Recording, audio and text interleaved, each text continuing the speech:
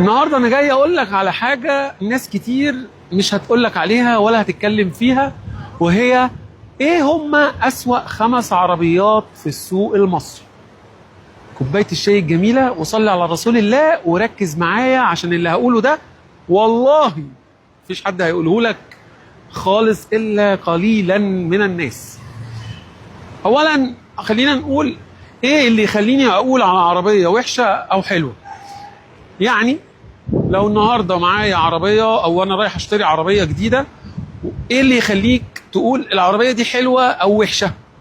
اول حاجه انظمه الامان والحمايه، ده رقم 1 قبل الموتور وقبل الفتيس وقبل العفشه وقبل كل الكلام ده. اول حاجه انظمه الامان والحمايه. يعني ايه؟ يعني العربيه دي فيها انظمه امان وحمايه عامله ازاي؟ فيها اي بي اس، فيها تراكشن كنترول، فيها اي بي دي، فيها اير باجز، فيها منع التزحلق والمش عارف ايه يعني الاي اس سي والكلام ده. كل الكلام ده لازم تاخده في الحسبان وانت بتشتري العربيه. طيب الحاجه الثانيه بعد ما تخلص بقى انظمه الامان والحمايه، الصاج بتاع العربيه نفسه تقيل ولا خفيف؟ لان انت ممكن تجيب عربيه فيها انظمه امان وحمايه لكن لما تجري بيها على الطريق تكون خفيفه، فمجرد ما تاخد مطب او تاخد طوبه او زلطه في الارض ممكن العربيه تتقلب. ففي الحاله دي العربيه او انظمه الامان بتاعت العربيه ما قدرتش تساعدها. فلازم برضو النقطه دي تحطها في حساباتك. طيب بعد بقى النقطه دي تخش بقى في النقطه اللي بعد كده، الموتور والفتيس. النهارده ما ينفعش تجيب عربيه وزنها تقيل على موتور 1300 سي سي 3 سلندر، ما ينفعش. ما ينفعش تجيب عربيه وزنها تقيل على موتور 1400 سي سي 4 سلندر، برضو ما ينفعش. ما ينفعش تكون جايب عربيه وزنها تقيل على موتور تنفس طبيعي 4 سلندر 1400 او 1500. تنفس طبيعي يعني من غير تربو، ما ينفعش. فانا النهارده برضو جاي اقول لك الكلام ده عشان برضو تحطه في حساباتك قبل ما تروح تشتري العربيه، عشان يعني ما فيش حاجات تغريك، اوبشنز كتير وحاجات مهمه قوي زي الكماليات، والعربيه فيها مش عارف ايه وبتعمل ايه، وفي النهايه مش احسن حاجه او فيها عيب من العيوب اللي انا قلت لك عليها. فانت عشان بس ما تروحش ترمي فلوسك في الارض، قبل ما تشتري العربيه لازم تسال العربيه دي قصتها ايه، موتورها ايه، وزنها قد ايه، انظمه الامان والحمايه بتاعتها ايه. طيب الفتيس بقى برضو ما ينفعش نجيب عربيه فتيسها تعبان مش قادر يقومها. فانت او فتيس مثلا يكون دي اس جي ويكون اصلا مش ويت ففتيس يبوظ، او سي في تي ضعيف على موتور ضعيف فالفتيس هيبوظ، او عربيه مشهوره ان الفتيس اصلا بتاعها بيبوظ لان العربيه تقيله والموتور ضعيف، فالفتيس كمان مش هيقدر يشتغل مع القصه دي فيبوظ. فانت دول نقط مهمه جدا، صدقني النقط دي مهمه جدا، اهم بقى من الازاز الكهرباء والكراسي الكهرباء والمساج بتاع الكرسي والتكييف قوي ولا ضعيف، والعربيه عاليه عن الارض ولا قد ايه ولا واطيه قد ايه. الحاجات اللي انا بقول لك عليها دي اهم بكتير جدا من الكماليات والاوبشنز اللي بتروحوا تجروا عليها في بعض من الماركات اللي ملهاش لازمه. طيب كل الكلام ده حلو، نخش بقى في ايه هم اصلا الماركات او العربيات اللي انا شايفها من وجهة نظري ما بتحققش المعادلة دي. وانت اكتب لي برضو في الكومنتات ايه العربية اللي انت شايفها من وجهة نظرك ممكن تكون ما بتحققش الكلام ده. انا رأيي الشخصي ان انت اول عربية ما بتحققلكش الكلام ده هي الهيونداي الاكسنت الار بي رقم 1. ما فيهاش اي حاجه من اللي انا قلته ده خالص، لا موتور عدل ولا فتيس عدل ولا ادوات الات تعليق عدله ولا ايرباجات ولا سيفتي، وما فيهاش حاجه خالص تنفع ان انت تشتري العربيه دي.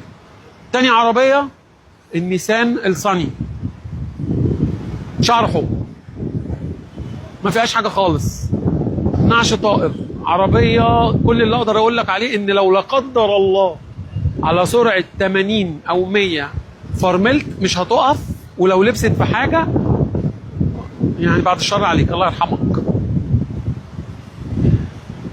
اللي بعديها رقم 3 الهيونداي الانترا الاتش دي بيتم تجميعها في مصر بقالها فتره. برضو العربيه دي هوا، مفيش. العربيه دي هوا فعليا هوا، يعني ممكن وانت بتجري بيها على سرعه 100 لو خدت زلطه اتقلبت باي باي باي باي، ما تدورش على اللي في العربيه تاني. هوا. فانت متخيل. خش على رقم 5 بقى، اللادا جرانتا. عربيه تقيله، عظمها قوي، موتور معقول، فتيس معقول، انظمه امان وحمايه زي الزفت. ارجوك لو رايح تشتري عربيه من ال5 عربيات اللي انا قلتهم دول، خلي بالك لسلامتك وسلامه اسرتك. وما ينفعش تيجي تقول انا هجيب عربيه من العربيات دي لابني او لبنتي علشان يتعلم عليها وما فيش مشكله يعني لما تتخبط ولا بتاع، عشان مصاريف صيانتها قليله او مصاريف اصلاحها قليله. بلاش تعمل الحركه دي، ارجوك بلاش تعمل الحركه دي، لان انت بكده بتكون بعد الشر ابنك او بنتك او مراتك اللي انت جايب لهم العربيه دي عشان رخيصه، لو عملوا حادثه لا قدر الله ممكن ما يطلعوش من العربيه. منين هند بتقول منين نفهم نظام الحمايه والامان؟ عادي جدا، لو انت عايز تسال على اي عربيه انظمه الامان والحمايه بتاعتها كويسه ولا لا، اكتب لي في الكومنتات وانا هرد عليك. لو عايز تعرف تقييمي لاي عربيه قبل ما تشتريها سواء مستعمله او جديده، اكتب لي في الكومنتات العربيه والموديل بتاعها وانا هقول لك تقييمي ليها كم من 10. لو اقل من 6 من 10 يعني 5 من 10 او اقل ما تشتريهاش. التقييم بتاعي دايما مبني على انظمه الامان والحمايه رقم 1، قوه البادي رقم 2، قوه الموتور والفتيس رقم 3. ده التقييم بتاعي. ممكن بعد كده يبقى في اعاده البيع اخبارها ايه، الصيانات بتاعتها اخبارها ايه، اسعار قطع الغيار اخبارها ايه، كل ده ممكن بعد كده. انما الاهم عندي اللي انا بقول لحضرتك عليه ده. في فيديو لايف تاني او في فيديو تاني ممكن نبقى نعمله للعربيات الكهرباء، اسوأ 5 عربيات كهرباء، وهقول لك ساعتها ليه.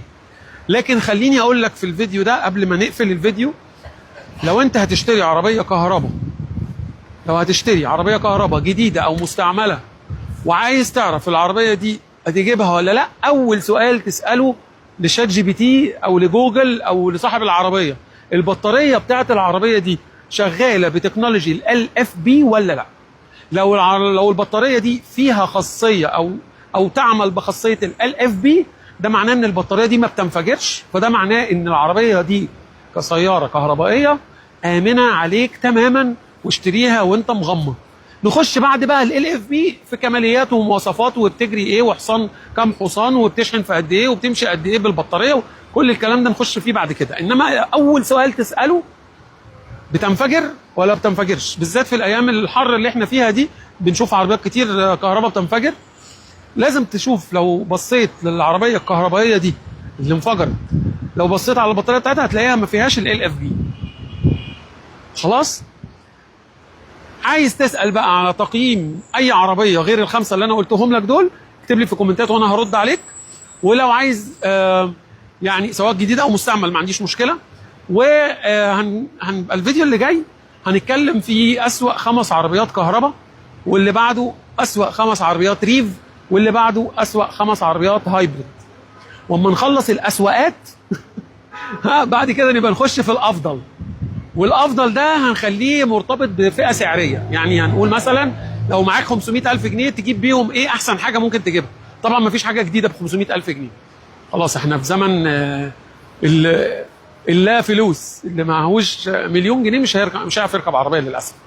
لكن عندنا حلول في المستعمل حلوه ممكن نبقى نتكلم فيها. خلاص.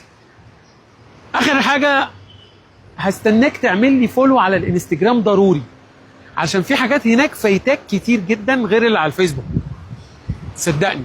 وانا كده ولا كده هبقى احط لك لينك الانستجرام في اول كومنت، وهستنى منكم الكومنتات وتعمل شير للفيديو. وقبل ما اسيب الفيديو تروح في اي حته ما تنساش صلي على رسول الله. شريف ياسر اون تراك. السلام عليكم.